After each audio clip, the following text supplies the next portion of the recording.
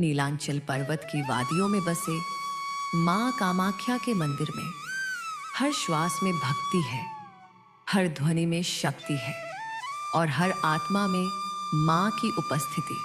कहते हैं मां कामाख्या केवल जीवितों की नहीं, मृत आत्माओं की भी मां है। जब कोई आत्मा अधूरी जाती है, किसी वचन, किसी प्रेम या किसी पाप से बांधी, तो वही मां कामाख्या उससे मोक्ष देती है। कभी कभी उसे जीवन में लौटा भी देती है। यह कथा ऐसी ही एक आत्मा की है जो मां की उपासना से मृत्यु के पार लौट आई। वाराणसी के एक ब्राह्मण परिवार में एक युवा बालक जन्मा, नाम था नारायण। नारायण अत्यंत बुद्धिमान और विनम्र था, और दुर्भाग्य से बचपन में ही उसके माता पिता चल बसे। गांव के लोग कहते, यह बालक मां कामाख्या का भक्त है, इसकी रक्षा स्वयं देवी करती है। नारायण रोज सुबह मां की प्रतिमा के आगे दीप जलाता और कहता, मां, जब तक तुम हो मैं अकेला नहीं। पर एक दिन अचानक गांव में महामारी फैल गई। लोग एक एक करके गिरने लगे और नारायण भी उसी रोग से पीड़ित हो गया। तीसरे दिन नारायण ने अंतिम सांस ली। गांव के लोग बोले, एक और आत्मा मां के चरणों में चली गई। परंतु उस रात जब सब सो रहे थे, गांव के मंदिर में दीपक अपने आप जल उठा। हवा में मां कामाख्या की उपस्थिति महसूस हुई।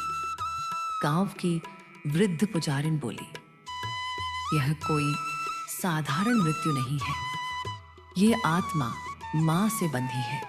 रात के तीसरे पहर जब मंदिर के द्वार बंद थे, तो किसी ने मां की मूर्ति के सामने एक सफेद धुएं सी आकृति देखी। वह थी नारायण की आत्मा।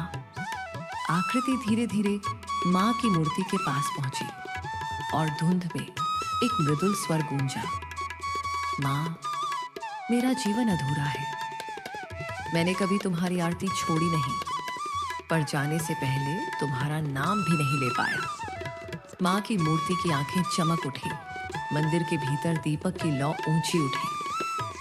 फिर एक दिव्य आवाज गूंज उठी, नारायण, तूने मुझे भक्ति दी है, भय नहीं।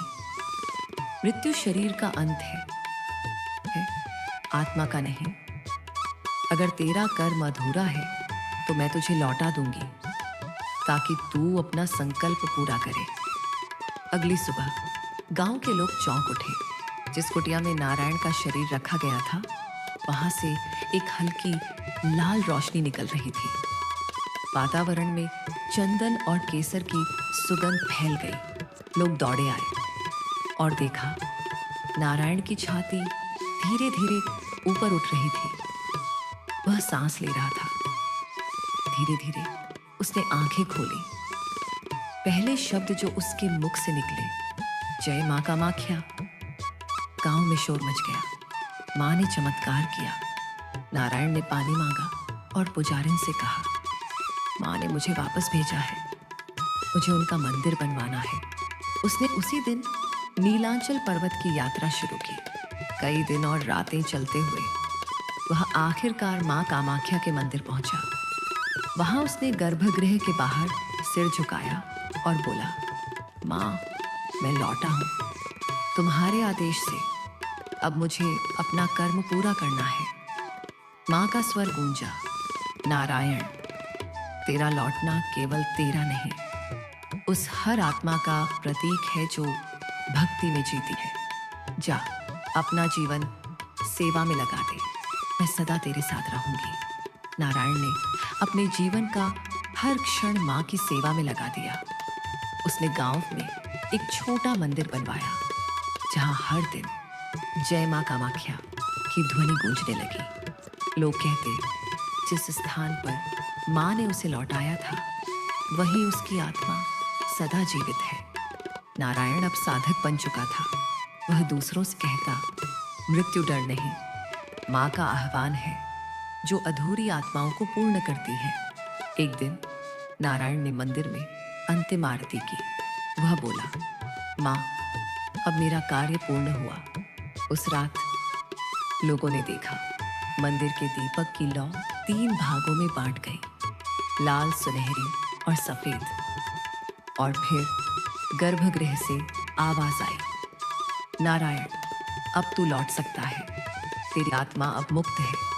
अगली सुबह लोगों ने नारायण का शरीर शांत मुद्रा में पाया।